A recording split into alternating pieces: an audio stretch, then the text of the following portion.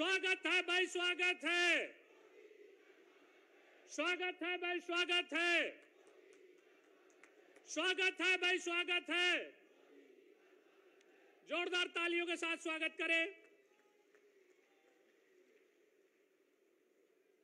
मैं आपके लोकप्रिय सांसद माननीय मोदी जी के मंत्रिमंडल में मंत्री माननीय प्रहलाद पटेल जी से निवेदन करूंगा, आकर के स्वागत उद्बोधन देने की कृपा करें। माननीय प्रहलाद पटेल जी।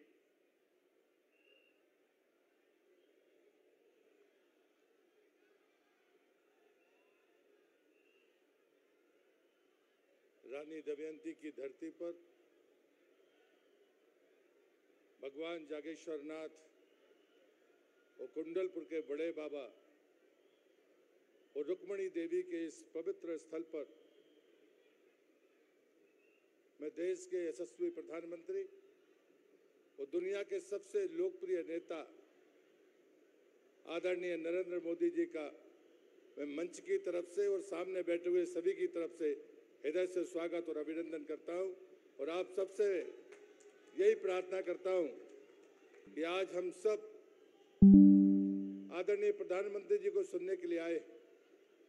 32 साल बाद कोई प्रधानमंत्री दमोह की धरती पर आए और वो ऐसे प्रधानमंत्री हैं कि मेरे दूसरे कार्यकाल के समापन के पूर्व उनका आगमन हम दमोह वासियों के लिए गर्व की बात है, हमारे लिए बेहद उत्साह की बात है। ये दमोह की धरती 1842 की क्रांति का केंद्र रहा है, जहां पर अंग्रेज 2 बार हारे। ये दमोह की धरती फसिया नाले की उस क्रांति का भी प्रतीक है, जहां पर 6 महीने के बच्चे का भी बलिदान की श्रृंखला में खड़ा किया गया था। हम आध्यात्मिक और आध्यात्मिक दृष्टि से जितने मजबूत हैं, 300 साल पहले संत जोड़ीराम जैसे निर्गुण संत, उनका यहाँ पर रहना और एकबार समाज की वो विभूति, उनके मुकाबले आज भी कोई निर्गुण कभी देश में नहीं हुआ। रमा मिस्त्री जैसे साहित्यकार इस धरती पर 250 वर्ष पहले पैदा हुए। आज भी वो साहित्य की परंपरा यहाँ की हमारी जीत है। मैं एक बात जरूर कहूँगा और मैं आप सबसे प्रार्थना करूँगा कि बुंदेलखंड पानी की कमी के कारण जाना जाता था। आपके आशीर्वाद से जल जीवन मिशन ने यहाँ 70% की सफलता अर्जित की है। मैं चाहता हूँ दमोह वासियों को तालियां बजाकर हम सब आदरणीय प्रधानमंत्री के हृदय से अभिनंदन और स्वागत करें। और मुझे लगता है कि आज हम सब गर्व के साथ आदरणीय प्रधानमंत्री जी को सुनना चाहते हैं। मैं व्यक्तिगत तौर पर भी आज अभिभूत हूँ कि मेरे इस कार्यकाल में आपका पदार्पण दमोह की धरती पर हुआ है। आज तक कोई भी ऐसे अवसरों पर इस जिले में नहीं आया। आप पधारे। मैं अपनी तरफ से, मेरे दमोह लोकसभा क्षेत्र की तरफ से हमारे सभी उम्मीदवार और मध्य प्रदेश सरकार के हमारे माननीय मंत्री और हमारे केंद्रीय मंत्री सहयोगी डॉक्टर साहब की तरफ से आपका आभार और अभिनंदन करते हुए मैं अपनी बात को समाप्त करता हूं। भारत माता की, भारत माता की। हमारे देश के माननीय प्रधानमंत्री भारत माता के सच्चे सपूत, जिन्होंने भारत माता को परम वैभव में ले जाने के लिए और पुनः भारत को विश्व गुरु बनाने के लोग अग्रसर हैं, ऐसे लाडले प्रधानमंत्री, जन जन के प्रिय प्रधानमंत्री माननीय नरेंद्र मोदी जी से निवेदन करूंगा अपना उद्बोधन देने की कृपा करें। माननीय मोदी जी। मोदी।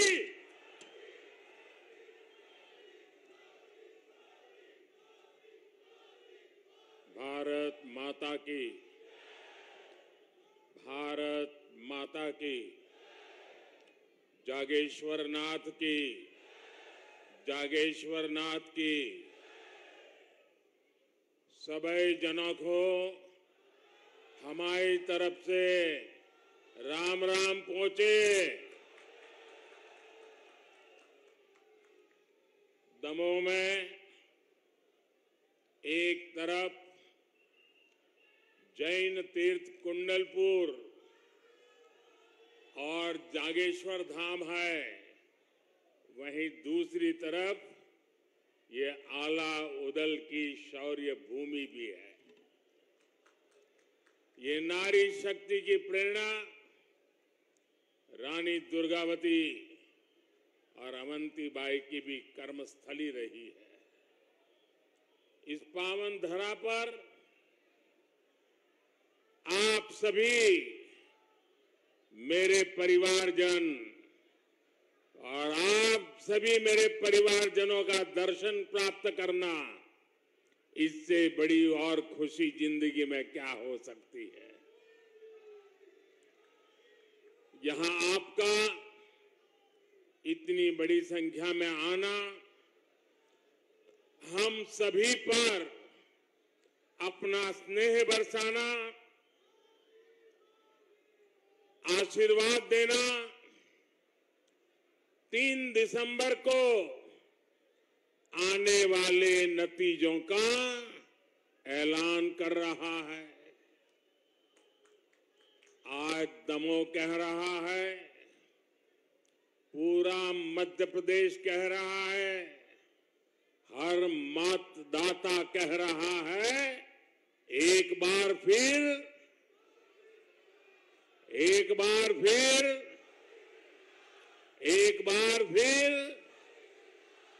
मेरे परिवारजनों, आप सभी के आशीर्वाद से पूरे विश्व में आज भारत का परचम लहरा रहा है। लहरा रहा है ना? लहरा रहा है ना? पूरे विश्व में भारत का परचम लहरा रहा है ना? आपको गर्व हो रहा है? आपको गर्व हो रहा है? आज जमीन से लेकर अंतरिक्ष तक भारत का गौरवगान हो रहा है। भारत का चंद्रयान वहां पहुंचा है जहां दुनिया का कोई देश नहीं पहुंचा।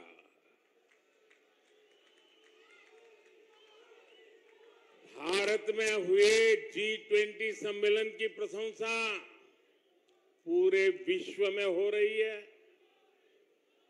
भारत के युवा बेटियों खेल के मैदान में आज नए नए रिकॉर्ड बनाते जा रहे हैं। भारत की एक गाथा, बुंदेले हर बोलो, भारत की एक गाथा, बुंदेले हर बोलो, ये हम बचपन से सुनते थे। और एक गाथा आज हम दुनिया को सुना रहे हैं। भारत का ये गौरवगान संभव न हो पाता अगर MP का इतना आशीर्वाद मुझ पर न होता।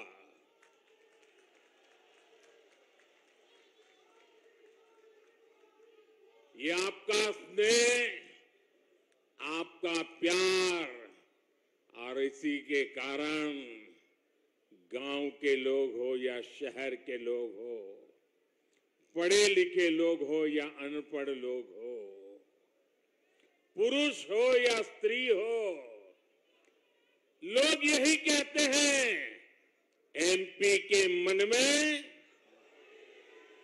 MP के मन में, MP के मन में, और मोदी के मन में, और मोदी के मन में, और मोदी के मन में। मेरे परिवारजनों, MP के मन में मोदी है।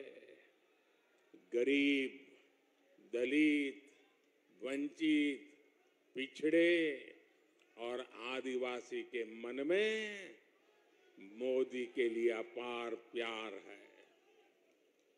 क्योंकि मोदी कुछ नहीं है, सिर्फ और सिर्फ आपका सेवक है। आपका जीवन बेहतर हो, आपके जीवन से मुश्किलें कम हो, यही मेरी प्राथमिकता है। देश को आजाद हुए इतने साल हो चुके हैं, इतने वर्षों से कांग्रेस देश से एक ही झूठ बार बार बोलती आ रही है। देश से गरीबी खत्म करने का नारा देती आ रही है, लेकिन कांग्रेस कभी गरीबी खत्म नहीं कर पाई, क्योंकि कांग्रेस के नेताओं की नीयत ठीक नहीं थी। कांग्रेस के राज में गरीब और गरीब होता गया, अमीर और अमीर होते गए। आज केंद्र में भाजपा के नेतृत्व वाली सरकार है। भाजपा के सेवा काल में देश गरीबी से बाहर निकल रहा है, अपनी गरीबी दूर कर रहा है। मेरे परिवारजनों, आज पूरी दुनिया भारत में हो रहे विकास की चर्चा कर रही है। 2014 में जब हम सरकार में आए, हमारा सेवा काल शुरू हुआ। आपके आशीर्वाद से 2014 में हमारा सेवा काल प्रारंभ हुआ। तब हमारा देश दुनिया की अर्थव्यवस्था में 10वें नंबर की आर्थिक ताकत था। हमारी अर्थव्यवस्था जब 10वें नंबर से ऊपर होने लगी, तब उतनी चर्चा नहीं हुई। हम 9 से 8 पर पहुंचे, हम 8 से 7 पर पहुंचे, हम 7 नंबर से 6 नंबर पर पहुंचे। कहीं कोई चर्चा नहीं हुई। लेकिन जैसे ही हम 6 नंबर से 5 नंबर की अर्थव्यवस्था बने, हर कोई इसी बारे में बातें करने लगा। अखबारों में लेख छपने लगे, टीवी पे डिबेट होने लगी, क्योंकि 5वें नंबर की अर्थव्यवस्था बनने के साथ ही हमने उस देश को पीछे छोड़ दिया जिसने हम पर 200 साल तक राज किया था।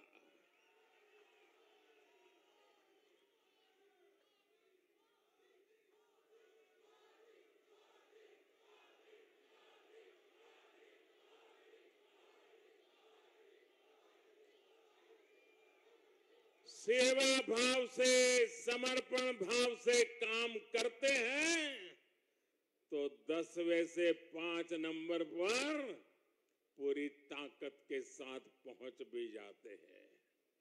और ये मोदी ने आपको गारंटी दी है। मोदी की गारंटी है, लिख लीजिए। जब मैं तीसरी बार मेरा सेवा काल शुरू होगा, मैं इस देश की अर्थव्यवस्था को दुनिया की टॉप 3 में ला करके रहूंगा भाई।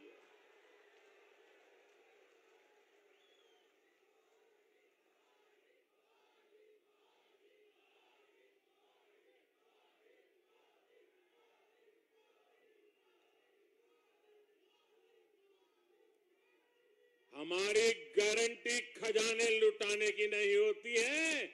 हमारी गारंटी देश को आन बान शान के साथ आगे ले जाने की होती है। हमारी गारंटी वोट बटोरने की नहीं होती है। हमारी गारंटी मेरे देशवासियों का सामर्थ्य बढ़ाने की होती है। साथियों, जब किसी देश का आर्थिक सामर्थ्य बढ़ता है तो उसके नागरिकों का सामर्थ्य बढ़ता है, उसके नागरिकों की कमाई बढ़ती है। जब देश की आर्थिक ताकत बढ़ती है तो गरीबों पर खर्च करने के लिए देश के पास पैसे भी ज्यादा आते हैं। इसलिए आज का ये समय कांग्रेस से सबसे ज्यादा सावधान रहने का है। कांग्रेस वो पार्टी है जो गरीबों के हक का पैसा छीन लेती है। कांग्रेस वो पार्टी है जो हजारों करोड़ रुपए के घोटाले करती है। कांग्रेस वो पार्टी है जो एक समाज को दूसरे से लड़ाकर कुर्सी कब्जा करने का खेल खेलती है। कांग्रेस के लिए देश का विकास जरूरी नहीं, राज्य का विकास जरूरी नहीं। कांग्रेस के लिए सिर्फ अपना स्वार्थ ही जरूरी है। और कांग्रेस का हाल देखिए, 2014 तक जब देश में उनको 10 साल लोगों ने मौका दिया था, आपको पता ही नहीं होगा कि देश के प्रधानमंत्री क्या कर रहे हैं, क्या बोल रहे हैं, क्या काम। क्यों? क्योंकि वो उनको कोई काम करना ही नहीं था, रिमोट से चल रहा था, सब रिमोट थे। लेकिन एक कांग्रेस की रिमोट की आदत नहीं जा रही है। उस समय प्रधानमंत्री रिमोट से चलते थे, इन दिनों कांग्रेस के अध्यक्ष रिमोट से चल रहे हैं। कांग्रेस के अध्यक्ष सीनियर मोस्ट लोगों में से एक है, मेरे अच्छे मित्र भी हैं, लेकिन आज उनका हाल ऐसा कर दिया है कि वो कुछ कर नहीं पाते, नाम मात्र के रख दिए उनको।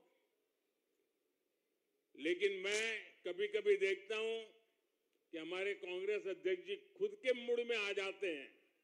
कभी ये रिमोट का अगर चार्जिंग खत्म हो गया हो या कनेक्टिविटी टूट गई हो तो उनके मुंह से कुछ अच्छी बातें निकल जाती है।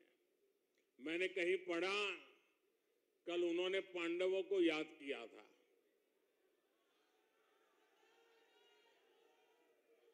जब रिमोट चलता है तब वो सनातन को गाली देते हैं, लेकिन रिमोट बंद हो गया तो उन्होंने कल पांडवों को याद किया, मतलब सनातन को याद किया। और उन्होंने ये कहा, भाजपा में 5 पांडव है। देखिए, जब सच बोलते हैं तो कैसी बात निकलती है जी।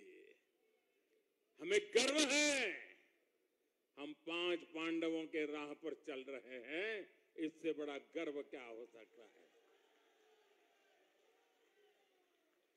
साथियों, आप कल्पना कर सकते हैं, गरीबों का पैसा लूटने के लिए कांग्रेस ने एक खास मशीन बनाई थी। आपको पता है, कांग्रेस ने एक खास मशीन बनाई थी, आपको मालूम है? मैं बताऊं? एक बार कांग्रेस ने, प्रधानमंत्री ने उसका उल्लेख किया था। वो मशीन ऐसी थी जिसमें सरकार अगर 100 रुपये भेजती थी तो उसमें से 85 रुपये सीधे कांग्रेस नेताओं की तिजोरियों में पहुंच जाते थे। सिर्फ 15 रुपया लोगों के पास जाते थे। ये उनके प्रधानमंत्री ने कहा था। 2014 में जब हमारी सरकार बनी तो मैंने कहा था कि ऐसे तो कभी मैं चलने नहीं दूंगा। तो मैंने सबसे पहले कांग्रेस की इस भ्रष्ट मशीन के सारे टायर पंचर कर दिए। हमने आधार, मोबाइल और बैंक खातों की ऐसी त्रिशक्ति बनाई कि कांग्रेस की भ्रष्ट मशीन टिक ही नहीं पाई। और फिर देशवासियों को आज की तारीख भी याद है जब भ्रष्टाचारियों पर बहुत बड़ी कार्रवाई हुई थी। जो लोग नोटे के गद्दों पर सोते थे उनकी नींद उड़ गई थी और देश का गरीब भ्रष्टाचारियों पर कार्रवाई होते देख मोदी का जय जयकार कर रहा था। इसलिए आज ही तारीख आते ही कांग्रेस ऐसे बिल बिलाती है जैसे सबसे ज्यादा काली कमाई उसी को बैंकों में जमा करानी पड़ी हो। आज भी कांग्रेस सबसे ज्यादा मुझे भ्रष्टाचार पर कड़ी कार्रवाई करने के लिए दिन में 100 बार गालियां देती है। हजारों करोड़ रुपए के घोटाले में जो लोग जमानत पर है, उन्हें मोदी से तकलीफ होनी बहुत स्वाभाविक है। ये हमें जो गालियां देते हैं उनके जरा नाम निकाल के देख लेना। ये सारे लोग किसी न किसी केस में फंसे हुए हैं, भ्रष्टाचार के आरोप लगे हुए हैं और जमानत पे जिंदगी गुजार रहे हैं जी।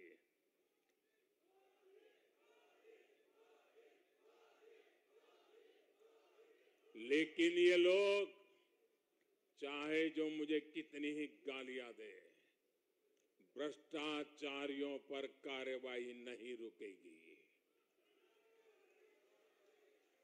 मुझे जरा आप बताइए, दमोह के मेरे भाइयों बहनों, इतनी तादाद में आप आए हैं, ज्यादा लोग धूप में तप रहे हैं, लेकिन मुझे प्यार से सच्चा बता दीजिए, क्या मुझे भ्रष्टाचारियों के खिलाफ कार्रवाई करनी चाहिए? भ्रष्टाचारियों को जेल भेजना चाहिए? भ्रष्टाचारियों ने जो लूटा है वो देश को वापस मिलना चाहिए? जो लूटा है वो लौटाना पड़ेगा कि नहीं पड़ेगा? ये आपके आशीर्वाद है ना? मुझे यही आशीर्वाद मेरी ताकत है। मैं भ्रष्टाचार के खिलाफ लड़ाई लड़ने के लिए ही आपने मुझे इस सेवा के लिए जन्म दिया है। साथियों, आज मजाल है कि केंद्र सरकार गरीबों के लिए पैसा भेजे और कोई पंजा बीच में से उसको लूट जाए, वो जमाना चला गया। इसी साल मध्य प्रदेश के लोगों को केंद्र सरकार ने हजारों करोड़ रुपए सीधे उनके बैंक खातों में भेजे हैं। इसमें से एक भी पैसा कोई पंजा लूट नहीं पाया है। जानते हैं क्यों? क्योंकि वो यहां सरकार में नहीं है। अगर गलती से भी कांग्रेस मध्य प्रदेश सरकार में आ गई तो हर काम में 85% कमीशन तय है। ये उनके एक प्रधानमंत्री 85% तय करके गए। फिर न यहां विकास होगा और न ही कोई काम होगा। कांग्रेस फिर से मध्य प्रदेश को बीमारू राज्य बना देगी। इसलिए मध्य प्रदेश के लोगों को, विशेषकर आज की युवा पीढ़ी को, कांग्रेस से बहुत सावधान रहना है। मेरे परिवारजनों, भाजपा सरकार की सर्वोच्च प्राथमिकता गरीब का विकास है, गरीब का कल्याण है। हम बहुत नेक नियत से आपके जीवन की हर परेशानी दूर करने का प्रयास कर रहे हैं। गरीब से गरीब परिवार के पास अपना पक्का घर हो, इसलिए हमने 4 करोड़ से ज्यादा पक्के घर बनाकर गरीबों को दिए हैं। आप जरा बताएंगे कितने घर? जरा इधर से आवाज आएगी, कितने घर बना के दिए? गरीबों को कितने घर दिए? माताएं बहनें जरा बताइए, कितने घर दिए? कितने घर दिए? राम मंदिर बनाया, ये तो याद है। 4 करोड़ गरीबों के घर बनाए, ये भी याद रखिए।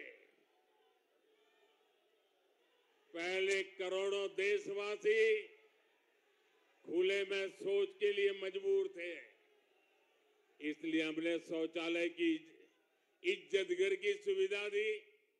पहले देश के करीब 2.5 करोड़ से ज्यादा घरों में लोग बिना बिजली के अंधेरे में रह रहे थे। भाजपा सरकार ने ऐसे 2.5 करोड़ परिवारों को मुफ्त में बिजली कनेक्शन दिया। हमारे देश के गरीब परिवार की माताओं बहनों के जीवन में तो सिर्फ धुआं ही धुआं था। हमने उन्हें मुफ्त गैस कनेक्शन दिया। महंगे इलाज के कारण गरीब और गरीब हो रहा था, इसलिए भाजपा ने गरीबों को 5 लाख तक के मुफ्त इलाज की सुविधा दी। जब कोरोना इतना बड़ा संकट आया तो ये हमारी सरकार है जिसने हर गरीब को मुफ्त वैक्सीन लगवाई।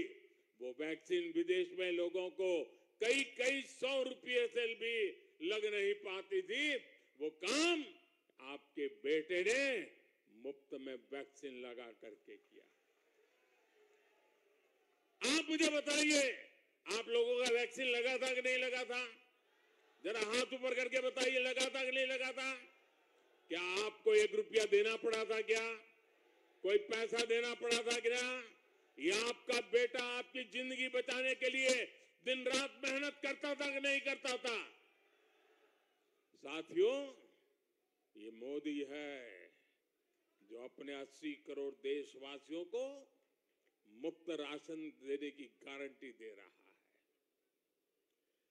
कितना बड़ा संकट का वो काल था, दुनिया भर के लोग परेशान थे, मौत मंडरा रही थी, कोरोना ने डरा कर रखा था, घर से काम पर जाना भी मुश्किल था। अरे बेटा भी मां के कमरे में जाने से डरता था, कहीं कोरोना मां को न लग जाए, बेटा भी चिंतित रहता था।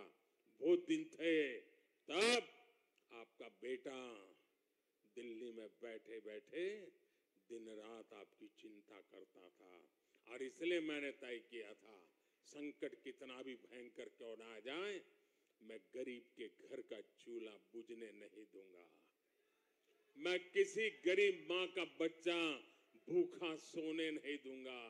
मैं किसी के घर में भूख की आवाज सुनाई दे, वो दिन हिंदुस्तान में आने नहीं दूंगा। और इसलिए 80 करोड़ लोगों को अन्न मुफ्त में देने का काम शुरू किया। भाइयों बहनों, ये योजना दिसंबर में पूरी हो रही है। अब बताइए मुझे, इस योजना को आगे चलाना चाहिए कि नहीं चलाना चाहिए? ये गरीबों को मुफ्त अनाज देना चाहिए कि नहीं देना चाहिए? ये दिसंबर के बाद भी मिलते रहना चाहिए कि नहीं मिलते रहना चाहिए? इससे गरीब को मदद मिलती है कि नहीं मिलती है? भाइयों बहनों, मैंने निश्चय किया कि मैं इन 80 करोड़ लोगों को अब आने वाले 5 साल के लिए इस योजना को आगे बढ़ाने का मेरा निश्चय है। बताइए, मैंने सही किया कि गलत किया?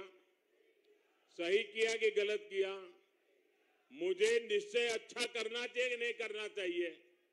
आपने मुझे अच्छा संकल्प करने के लिए बिठाया है ना, तो करना चाहिए ना।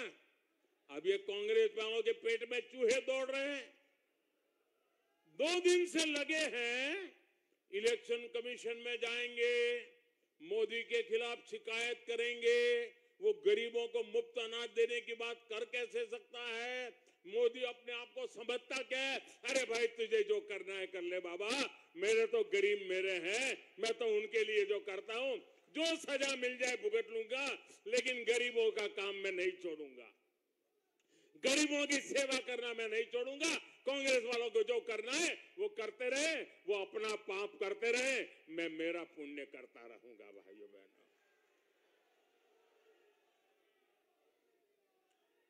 मेरे परिवारजनों, भाजपा का प्रयास सिर्फ सुविधाएं जुटाने का सीमित नहीं है। हम गरीब, एससी, एसटी, ओबीसी परिवारों को उनकी शिक्षा और कौशल के लिए भी अवसर दे रहे हैं। कांग्रेस के नेता, उनके लिए तो अपने बेटे बेटियों से आगे कुछ दिखता ही नहीं है। उनको अपने बेटे बेटियों के भविष्य की चिंता होती है। मेरे लिए तो आप सब मेरे परिवारजन है। आपके बेटे का कल्याण, वही तो मेरे देश का कल्याण है। आज भी यहाँ एमपी में कांग्रेस में यही खेल चल रहा है। गांव का, गरीब का, दलित, पिछड़े, आदिवासी परिवार का बेटा बेटी डॉक्टर, इंजीनियर नहीं बन पा रहा। कांग्रेस को परवाह ही नहीं थी। कांग्रेस ने अंग्रेजी में मिडिल इंजीनियरिंग की पढ़ाई को अनिवार्य बनाया। मोदी नई राष्ट्रीय शिक्षा नीति लेकर आया ताकि गरीब से गरीब परिवार के बच्चों को भी अच्छी शिक्षा मिले। हमने स्थानीय भाषाओं में मेडिकल इंजीनियरिंग की पढ़ाई का विकल्प दिया। इसमें मध्य प्रदेश की भाजपा सरकार ने बहुत अच्छा काम किया है। लेकिन कांग्रेस की सोच क्या है, ये भी आपको जानना चाहिए। कांग्रेस ने कर्नाटका में सरकार बनाते ही राष्ट्रीय शिक्षा नीति पर रोक लगा दी। वो नहीं चाहती कि गरीब के आगे बढ़ने के रास्ते में भाषा की दीवार खत्म हो। कांग्रेस नहीं चाहती कि गरीब को स्कूल से ही लैब की ट्रेनिंग मिले। कांग्रेस नहीं चाहती कि गरीब के बच्चे भी स्पोर्ट्स और क्रिएटिव फील्ड में आगे आए। यहां मध्य प्रदेश में कि कांग्रेस को मौका मिला तो उसका हर फैसला गरीब के बच्चों को आगे बढ़ने से रोकने के लिए होगा। इसलिए आपको बहुत सावधान रहने की जरूरत है। मेरे परिवारजनों, मैं एमपी के बुंदेलखंड के सभी युवा साथियों से, मेरे विशेष करके फर्स्ट टाइम वोटर से एक बात कहना चाहता हूं, जो पहली बार मतदान करने के लिए जाने वाले हैं। देखिए, आने वाले 25 साल, आज जो 18-20 साल के नौजवान है ना, आने वाले 25 साल आपके लिए, आपके कैरियर के लिए, आपके भविष्य के लिए सबसे महत्वपूर्ण है। ये 25 साल विकसित भारत के निर्माण के भी है। आपके माता पिता को कांग्रेस ने जो कठिनाइयां दी, जिन मुसीबतों में आपके माता पिता को जीना पड़े, मैं नहीं चाहता हूं कि आपको उन मुसीबतों से जीना पड़े।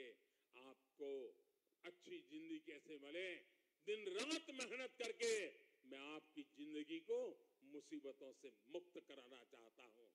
लेकिन भाइयों बहनों, मेरे नौजवान, आप जरूर सतर्क रहना, क्योंकि ये कांग्रेस वाले ऐसे ऐसे खेल करते रहते। उनको झूठ करना, झूठ बोलना कोई मुश्किल काम नहीं है। इस क्षेत्र में कांग्रेस को करीब 60 साल मौका दिया था, 60 साल, फिर भी बुंदेलखंड को कांग्रेस ने सिर्फ सुखा दिया, पलायन दिया। अब भी कांग्रेस के पास वही लोग हैं जो पिछले 40-50 साल से राजनीति कर रहे हैं। उनके ही कारनामों और करतूतों के कारण एमपी बेहाल था। और जहां मौका मिल भी रहा है, वहां कांग्रेस ने कर क्या लिया? छत्तीसगढ़ में सट्टेबाजी है और राजस्थान में काले कारनामों की लाल डायरी है। सट्टा, सरकार मुख्यमंत्री के कमरा और सट्टा, और सट्टेबाज कह रहा है मैंने मुख्यमंत्री को 500 करोड़ रुपया दिया है। क्या आप मध्य प्रदेश को ऐसा हाल करना चाहते हैं क्या? ऐसी बर्बादी चाहते हैं क्या? कांग्रेस का मतलब ही है बर्बादी की गारंटी। भाइयों, वहां की जनता इन्हें सबक सिखाने के लिए खुद सड़कों पर उतर आई है। कांग्रेस ने हिमाचल और कर्नाटका में भी झूठे वायदों की झड़ी लगा दी थी। कांग्रेस ने वहां चुनाव से पहले वादा किया था कि महिलाओं के खाते में पैसे डाले जाएंगे। माताएं बहनें आज भी इंतजार कर रही हैं कि उनका पैसा कब खाते में आएगा। साथियों, ये कांग्रेस भी जानती है कि एमपी का युवा इनके भ्रष्ट और अक्षम ट्रैक रिकॉर्ड पर विश्वास नहीं करता। इसलिए ये लोग झूठ का पिटारा लेकर घूम रहे हैं। इन लोगों के रेडियो पर हमेशा एक ही ट्रैक बजता है। 2018 में जो झूठ बांटा था, वही नए लिफाफे में लेकर के वो आ गए हैं। ये कहते हैं कि किसानों का कर्ज माफ करेंगे। अरे 2018 में 10 दिन में किसानों का कर्ज माफी का वादा करके गए थे। 15 महीना आपको मौका मिला था, किसान इंतजार करते रहे। आपने कर्ज माफी के नाम पर कांग्रेस ने वर्षों तक किसानों को ठगती रही है।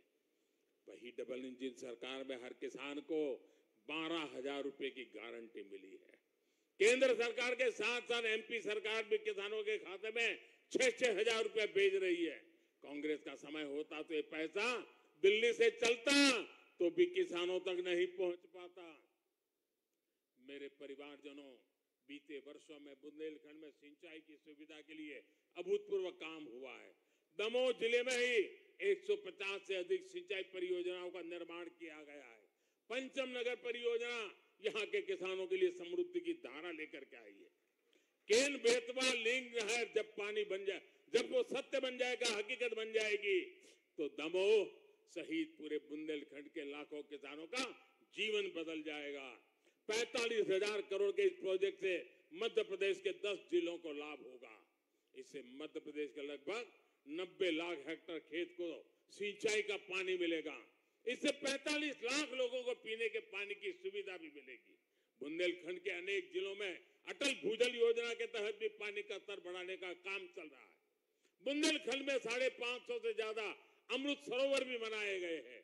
मैंने बुंदेलखंड की माताओं बहनों को उनके घर तक पाइप से पानी पहुंचाने की भी गारंटी दी है। बुंदेलखंड के 60 लाख से ज्यादा घरों में नल से जल की सुविधा मिल चुकी है। 3 दिसंबर को फिर भाजपा सरकार बनने के बाद इस काम को और तेज किया जाएगा। मेरे परिवारजनों, ये चुनाव सिर्फ विधायक चुनने के लिए नहीं है, ये चुनाव मध्य प्रदेश के विकास को नई दिशा देने के लिए है। खेती के क्षेत्र में मध्य प्रदेश ने अद्भुत प्रगति की है। बिना रिफाइनरी आने वाले समय में इस क्षेत्र में उद्योगों की बल देने वाली एक बहुत बड़ी शक्ति के रूप में उभरे। सतधरु परियोजना ने इस क्षेत्र में अलग अलग इंफ्रास्ट्रक्चर को बल मिला है। अब हमें एमपी को देश के टॉप 5 औद्योगिक राज्यों में मुझे उस स्थान पर पहुंचाना है, ताकि हमारे नौजवानों को यहीं पर अधिक से अधिक रोजगार मिले। ये तभी संभव है जब यहां ज्यादा से ज्यादा निवेश आएगा। ये तभी संभव है जब यहां पूर्ण बहुमत की भाजपा की डबल इंजन की सरकार फिर बनेगी। अगर यहां कदम कदम पर मोदी के काम को रोकने वाली सरकार होगी तो इससे एमपी पिछड़ जाएगा। इसलिए दमोह सहित पूरे बुंदेलखंड की हर सीट, हर बूथ पर कमल का फूल खिलना चाहिए। आप यहां से घर घर जाएंगे, घर घर जाएंगे, हर बूथ में जाएंगे, लोगों को मिलेंगे, कमल खिलाएंगे, ज्यादा से ज्यादा मतदान करवाएंगे, हर बूथ को जिताएंगे, भाजपा की सरकार बनाएंगे। आप दिन रात काम करेंगे। ये सभा बहुत बड़ी हो गई, दूर दूर लोग दिख रहे हैं। अब ऐसा तो नहीं होगा ना, अब तो हो गया, बात बढ़िया हो गया, चलो सो जाओ, ऐसा तो नहीं होगा ना? पक्का हर मतदाता कार्यकर्ता बनना चाहिए, हर मतदाता कार्यकर्ता बनना चाहिए, हर मतदाता कमल का पहरेगीर बनना चाहिए और हमें कमल को हर बूथ में जिता के आना चाहिए। जरूर करोगे काम, घर घर जाके करोगे, गांव गांव जाके करोगे। अच्छा, मेरा एक काम करोगे? क्यों आवाज देरी हो गई? नहीं, मेरा काम करोगे क्या? ये मेरा काम है, पर्सनल। करोगे? जरा हाथ ऊपर करके बताइए, करोगे? जरा पीछे, अरे वाह, सबने हाथ ऊपर किया। पक्का करोगे? अच्छा, एक काम करना, जब भी आप गांव में जाए, लोगों को मिलने जाए, जो भी मिले, जिससे भी आप मिले, उनसे कहिए कि मोदी जी दमोह आए थे और मोदी जी ने आपको प्रणाम भेजा है। मेरा प्रणाम पहुंचा देंगे, घर घर पहुंचा देंगे, हर बुजुर्ग को मेरे प्रणाम पहुंचेंगे, हर माता बहन को मेरा प्रणाम पहुंचेगा, हर नौजवान को मेरी याद पहुंचेगी। मेरे साथियों, जब उनको मेरा प्रणाम पहुंचता है ना, तो मन से वो मुझे आशीर्वाद देते हैं और उनके आशीर्वाद मेरी इतनी बड़ी ताकत होती है कि मुझे देश के लिए 24 घंटे काम करने की हिम्मत आ जाती है। इसलिए हर परिवार को मेरा प्रणाम पहुंचा देना। मेरे साथ बोलिए, भारत माता की, भारत माता की, भारत माता की। बहुत बहुत धन्यवाद।